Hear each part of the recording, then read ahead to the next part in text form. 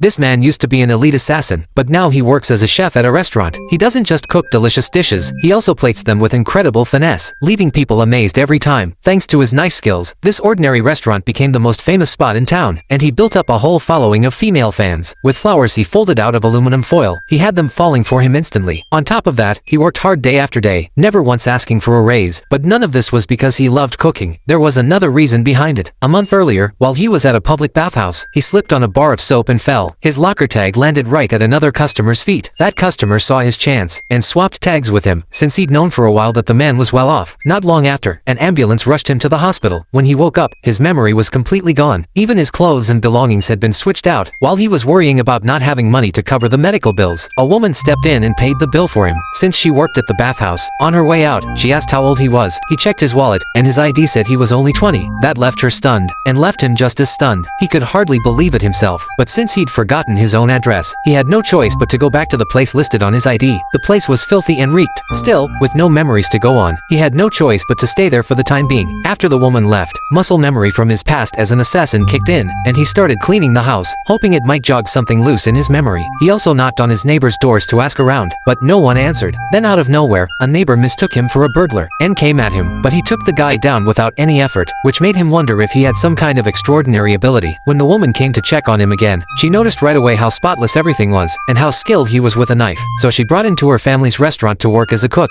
The owner had assumed he'd be useless, but the moment he picked up the knife, he left everyone speechless. He didn't even understand it himself, but the second he held that knife, his movements flowed with such natural ease, like Beethoven's hands finding a piano.